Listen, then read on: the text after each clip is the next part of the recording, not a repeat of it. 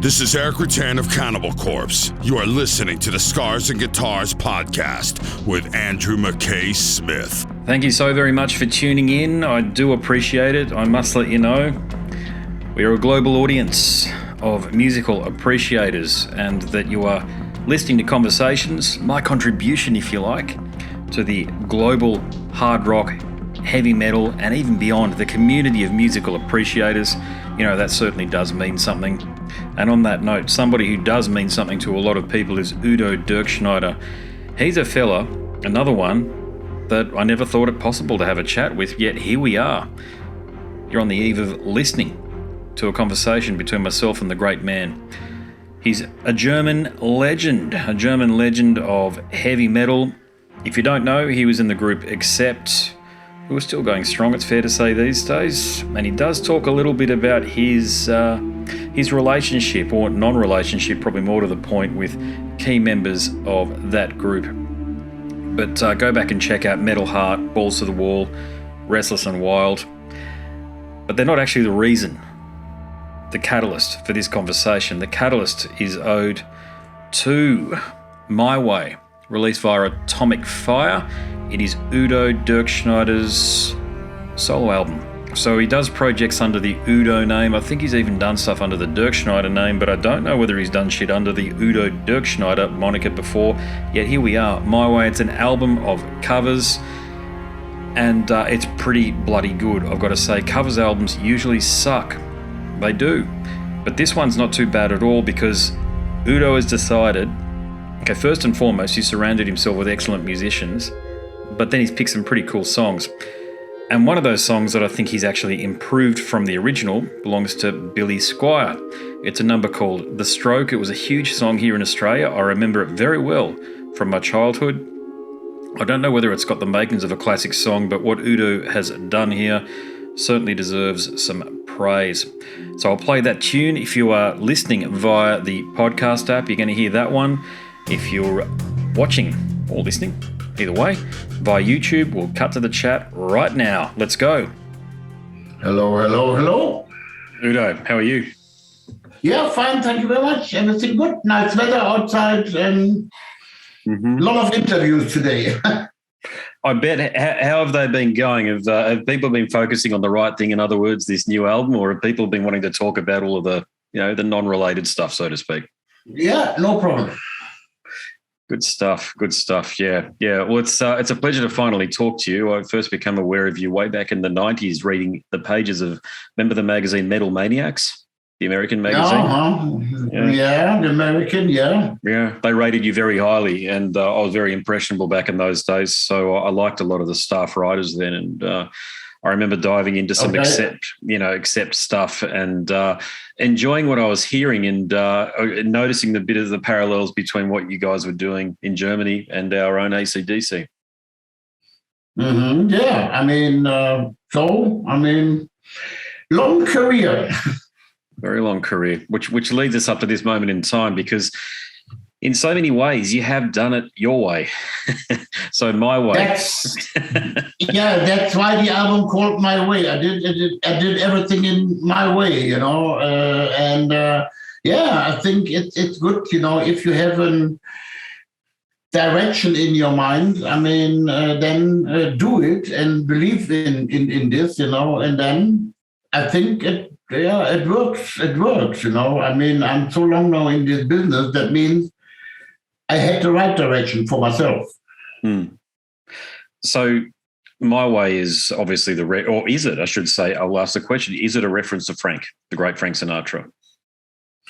The song, we have a song, My Way, on this album. For sure, The song of Frank Sinatra, did the cover version with this song. And then, this song was already existing with my vocals, We had this on the Dirkschneider Live record and the live DVD.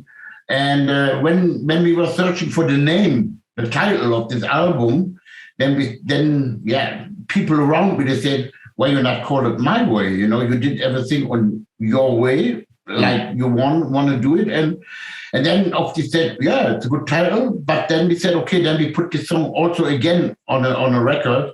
We did just a little remix on the song, and now here we go. It's on the cover album. Yeah. I've listened to the album a couple of times. I love the sound that you've crafted. You've always been a master at finding the right musicians to surround you with in order to deliver the sound that you want to achieve, I believe. Mm-hmm. So the question that is the most obvious question, I think, is how did you choose the song? So you've already answered why My Way is on there, and that's so we covered that. But you've covered everything from pop to rock to soul and funk, like Tina Turner. How did you choose the songs that you wanted on an album as important as this one? Let's say it was in a way quite easy, you know. I mean, all these songs on this album are songs I was listening to as a person, not as a musician, you know, not really like as a person, Udo. And in the end of 60s, 70s, beginning of the 80s, you know, and that was my favorite song I was listening to. And the songs are not influenced me, you know, to make it sound like this or whatever. It's just like songs that are really personal, and that's why it was for me very easy to choose the songs. One that I wasn't expecting to see on there, most of them, you know, if you're a casual fan or what have you, you go, okay, that, you know, the Motorhead song makes sense, Rainbow, The Sweet. Then you've got the tune by Billy Squier. Okay, The Stroke, and you actually improve that song, to be quite frank with you. I mean, it's a pretty good song, but it's a bit middling in parts. You've given it some rock and roll energy that it didn't quite have before. So why did you pick that particular number? Yeah, I mean, there was also a song I really like, you know, when I heard the song for the first time. And that was also a song I would love to do, you know. It's like the whole groove and all of that. And also, when we started working on this album, I mean, the very, very important thing for me was that I can put my own stamp on there, my own character on there, you know. And of course, we was making different arrangements, make the songs a little bit more straightforward, more heavy, you know, and that it fits together with my voice, you know. And I think the result, I'm really happy, you know, that we had good people around. I had good people around me. They knew how my range of the voice is, you know, blah blah blah. So yeah, and in the end, it works. You know, for example, Painted Black of Rolling Stones is in a way a completely different arrangement, but it's still Painted Black. But it fits together now with my voice. You know, so that's things I really like. I like that you didn't play a straight bat, so to speak. I like that you turned it into UDO songs, okay, because plenty of bands do covers that are a bit too faithful to the original, and you can listen to them a couple of times and you go, wow, that was interesting, but they don't stay with you. What I feel you've been able to do here is craft an album that will stay with you long after the release cycle. Because, you know, albums are come and go these days, but the strength of this album here is that there's enough variety on here within the compositions of the songs that you've chosen that it's going to long-time fans, people like myself that have been around for a while, we're going to keep coming back to this album. Yeah, I mean, I think also for me it now is an interesting album. You know, there are so many different stuff on this album. Also vocal-wise, you know, it was really interesting for me to work on all these songs. For example, it's a little bit funny. I have a German song on this album. You know, singing in my mother language, and. And I thought, okay, this will be very easy, you know, to do. Wrong. That was the most complicated vocal session, you know.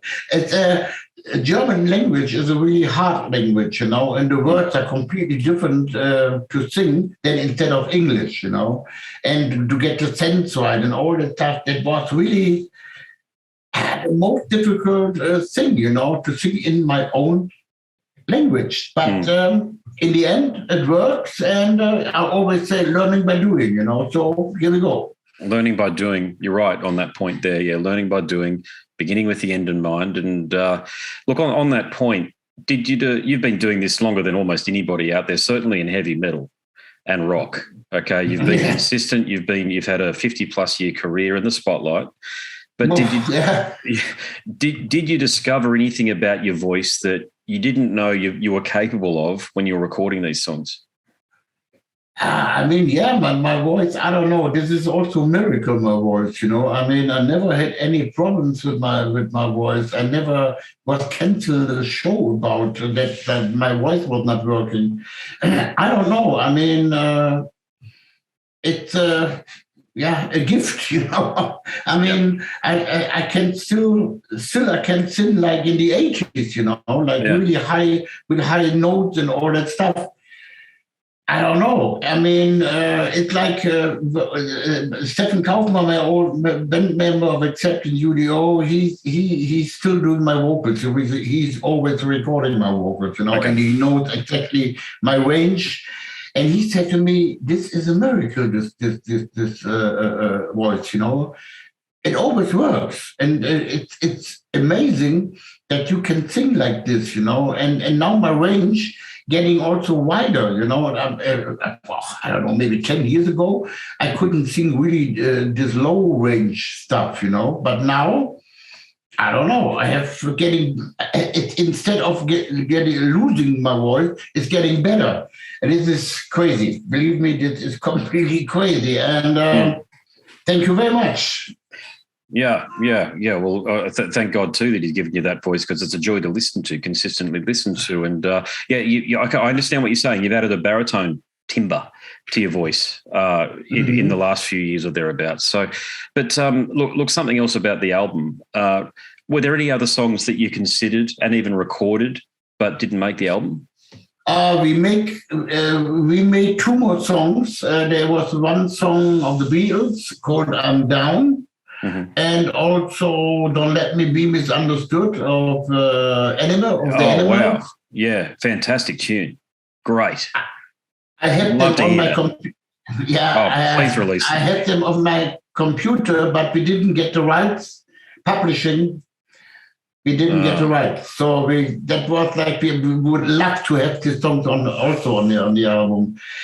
It's great versions. I mean, I don't know, but can you do? Nothing, you know. I mean, they said, "No, we don't want to do it. We don't want to give you the rights." Yeah, it's a shame, but I don't know. Can you play them live though? Do those rights extend to live performance? Yeah. Live, you can do that, you know, but you cannot put it on a record. Oh, well, you know what people will do? They'll just hold up their iPhones or Android phones and they'll just take a video of you performing it, and it'll be out there anyway. Aren't those laws? Aren't those? It's all silly, isn't it? Because to that point, you can play anything you want, and a member of the public can post it on YouTube, and it doesn't breach any copyright. Because you know why it doesn't? Because it's so common. It's out there everywhere. Yeah, I mean, in a way, that's stupid, you know. I mean, we found out with the Beatles song, Yoko Ono is still control everything, you know, and she said no. And with "Don't Let Me Be Misunderstood," that was, I think, Warner in America. They have the rights, you know.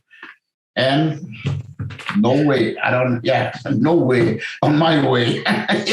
So, and I don't know. Sometimes, you know, I don't understand this, but what can you do? Nothing. Isn't Yoko Ono just a consistent, decades-long pain in the goddamn ass? You know, I mean, what function has she played over the years, except for that weird yelling that she does? And now we hear directly from the source that she's stopped you from being able to record a tune that would help people, to be frank, meaning that it'd enrich people listening to your version of the tune. And I mean, there's no reason. It's just look what she does to Julian Lennon. Yeah, I mean, okay, I'm not so really involved in that, but, you know, I only can say for what reason, you know, there is no problem. It's not like versions, they're completely out of the world or whatever, you know. It's really like, okay, the Beatles song is a little bit more also in the U.D.O direction, you know, Udo style. And "Don't Let Me Be Misunderstood" was, a little bit more heavy, but very nearly close to the original one, you know. Yeah. But what can you do? Nothing. Nothing, yeah. I mentioned up top that you've always had a gift for surrounding yourself with outstanding musicians. I'll talk about Bill Hudson a bit later. I've had a number of chats to him. But, mate, the musicianship, again, is top quality on this album. It all sounds so beautifully put together. It's heavy. It's crunchy. The musicians are working to enhance your performance. So who did you pick to play with you this time around? Yeah, I mean, the musicians are, let's say, I call the album like a family album in a way. It's like my son was doing all the drums. It was also interesting for him, there was some songs he was not born. He didn't know the songs. He was like, hey, okay. Yeah. And then, I'm really happy that Peter Baltus was playing the bass guitar on all the songs, my old bandmate of Accept. And Steffen Kaufmann did the guitars on Man on the Silver Mountain and on Hellraiser, the Suite. Mm-hmm. My old guitar player of the first band of U.D.O, Matthias Dietz, he did the guitars on Sympathy of Uriah Heep. And then my now current guitar players, they were doing some solo stuff on this album. They were sharing the solos on this album. And then also this guy who was very much involved in arranging is a German guy, Peter Kobs. He was, he is a really good friend with Brian May. Okay. And he did also a lot of arranging stuff. He was playing also some solos on this album. And then he was sending Viva Rock You, for example, also, he was sending the version of Viva Rock You, what we did to Brian May. And Brian May said, thank God, a different version, the fast version, in a different way. And what a he legend. Said, yeah. And then he said, say hello to Udo, well done, great mate, That was for me like, okay, thank you very much. And, Brian May is not like, it's a different, the different thing, And, that was really interesting for me to hear that. And, what can I say? I'm really happy with this album. It turns out like I thought, and definitely, it's like I think what I said. I think before it's like that I can put my character on there, my mic stamp, the whole thing. A lot of also a very funny thing is like a lot of journalists now with all the interviews, they say if these songs are not done already, that will be the new UDO album, and this is also like, okay. Okay, there you go. Yeah, I didn't think of that. Yeah, but that's I've heard some versions of them, but I think you put your stamp on them, which is really important. Like I've mentioned already. Like to your point, Painted Black it's sort of, you can definitely hear it's Painted Black. I love the Stones, got the album, got the vinyl and stuff like that. But you've done your own thing on it, and that breathes new life into an old song. And that I think that's why I think I'm happy with this album. That I can make it a little bit different than to the original ones. I think something else that probably helps is that you've got a supportive network insofar as the label. You're with Atomic Fire. Marcus. Oh, yeah. I mean, can you tell me about your relationship with Marcus? Yeah, I mean, I know Marcus for a long, long time, and I was together with AFM for 16 years, something like that. And then, we had to make a new contract. And then Marcus came up, and said, hey, can you imagine to change your record company? And I said, never say never. And, I know all these people now on Atomic Fire. They are, in a way, the metal guys of Nuclear Blast, I know exactly who is working there. Yep. And then we start talking. I said, normal, if you want to change, do something new. And they make a quite good offer. I mean, they gave me an offer for this cover album and also, for 3 studio albums. Mm-hmm. And I mean, I'm 70 years old. To get a new contract with 3 studio albums, that means I don't know. And then I'm 76, 77 or whatever. And that's it's an honor also for me. And then we said, okay, yes, let's do it, Okay, AFM was not so happy, but sometimes, it's good to have fresh blood. And here we go. AFM were good to you. Atomic Fire will be good for you. It all works out in the end for you. I think yes. I think yes. I mentioned Bill Hudson. I loved your work with him, by the way. What was it like working with him? Let's say he's a brilliant guitar player, very good one. I think in the end, sometimes, it happened that he was not, personal-wise, he was not the right guy for us, in the whole thing. And that was too different. He's a nice guy, a really good guitar player, and but personally-wise, that sometimes, doesn't fit. And that was the reason we said, okay, it doesn't work. That happens. It happens to the best of us, clearly, And, yep. That's all there is to it. Yeah. Hopefully he finds the right thing to do, I know he's doing sometimes some stuff for Doro. Yep. And he's doing his own project, North Tales, I think that's the name. Yeah, he's doing good stuff, And I wish him all the best. Hopefully he finds his own direction, He's not short of a gig, and you're not short of suitors for the guitar role in your band. It all works out, doesn't it? Yeah, you never know. I mean, I was always not really lucky with the second guitar player, Always, there was some problems. But I think now with this new guitar player, what I have, he's really young, 29 years old, and really good.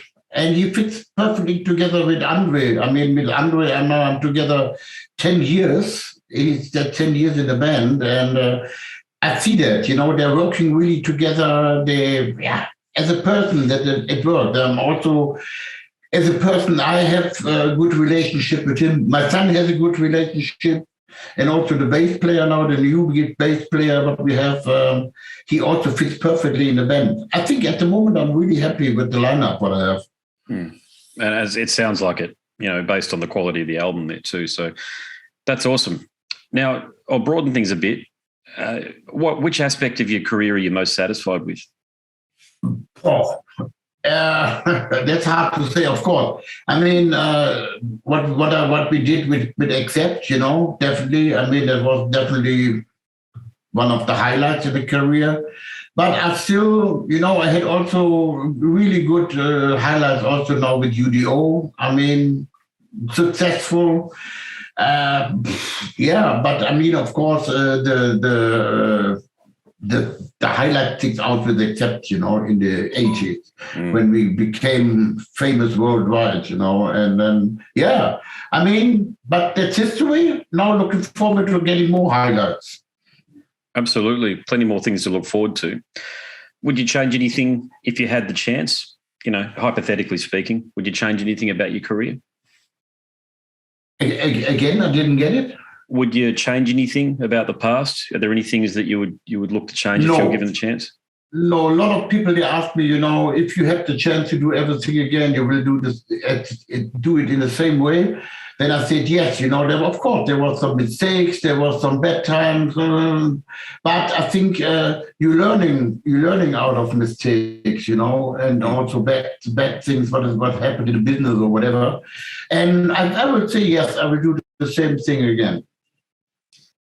You're one of the rare bands where people aren't clamoring for a reunion of the original singer with the band. So you and Wolf teaming up again, which is interesting because, to your point, people love what you do as UDO, and they don't feel as though, and they also, to be honest, they love what Accept are doing as well too. But have you had much contact with Wolf over the years, recently in particular? Never. And I don't want to have any contact with him. It's different story, but I'm really good friend now again with Peter Baltus. Yeah. He did all the bass guitars on this cover album, for example. I still have a good relationship with Stefan Kaufmann. I mean, all over the years, he was the guitar player in U.D.O, you know. He was producing with U.D.O and stuff like that. And the only guy I don't want to talk to, let's say in this way, is Wolf. I mean, there's a lot of reasons why. But this is okay. I wish him all the best. Great guitar player anyway. I mean, you know, but for me to work with him again, never. There was a story, it came out a couple of years ago, but Jeff Tate bumped into Todd Latore, who replaced him in Queensrÿche, backstage, and they got along famously. Well, not famously, I shouldn't say that, but apparently they got along. Todd Latore's on record as saying that they had a very positive and, you know, congenial interaction, if you like. Have you bumped into Mike Tornillo backstage or anything like that? Have you guys ever crossed paths? I was, there was a festival, Masters of Rock, happened in the Czech Republic. And I was a guest singer of Lordi. I mean, I did a song together with Lordi. And Lordi was headlining, and except was the not special guests on this festival, you know, not the headliner. So in the hotel, we're waiting both for a driver, and he never said to me hello or something like that. And I mean, okay, I mean, what can I do, you know? I mean, it's like, for me, why not saying hello? I mean, I'm also really good friend with David Rees, you know, who did Eat the Heat. Okay, yeah. Yeah, we are really, really good friends, you know. We talk sometimes on the phone and blah, blah, blah. I don't know. I mean, what I heard from Peter is that it was not allowed that he talked to me. Yeah. Don't ask me, you know. I mean, this is, forget it. He's a good singer, you know. He's doing a good job now with Accept. And I wish him good luck. And maybe one day, you never know.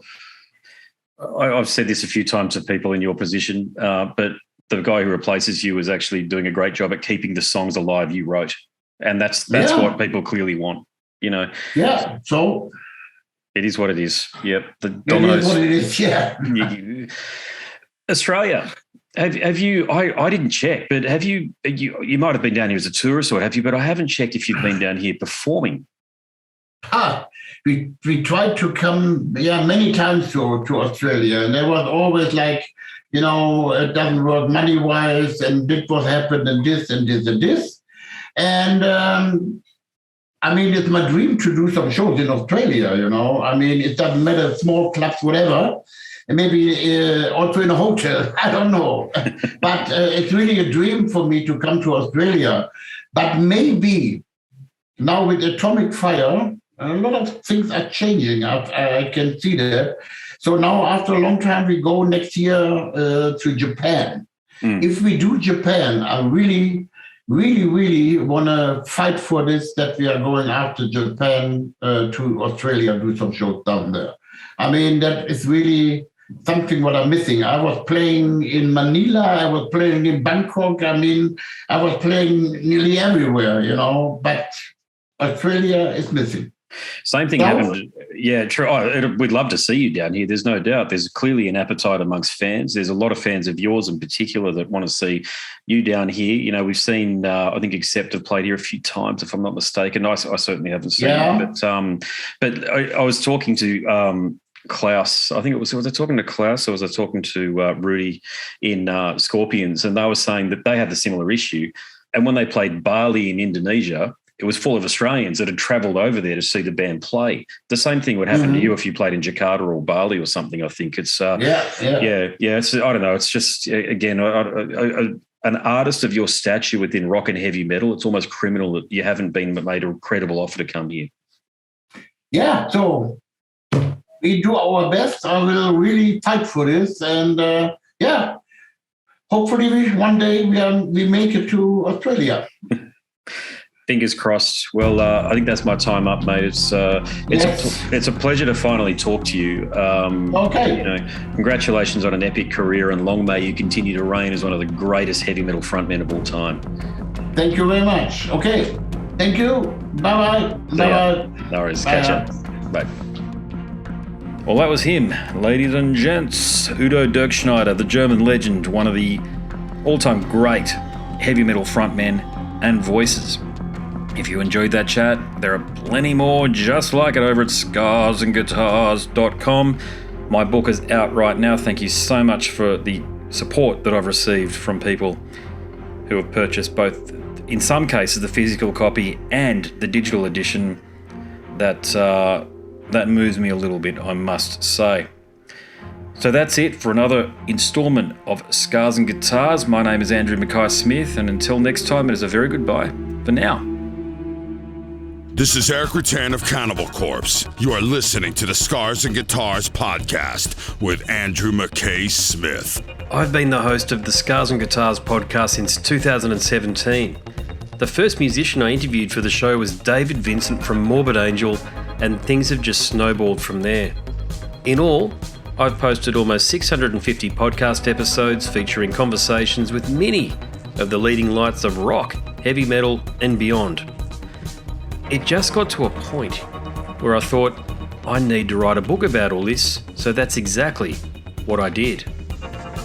In Scars and Guitars Volume 1, you'll read a heap of deep reveals and commentary, such as Des Fafara talking about Coal Chamber and why the band will never return. If you're a band just starting out, you need to hear me.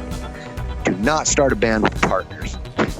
Ever. Yeah, wise words there. Sage advice, mate, for anybody. Don't ever, because I can't go do Coal Chamber right now unless I get others involved. Phil Anselmo talks about the episode in his career which gives him the greatest sense of accomplishment.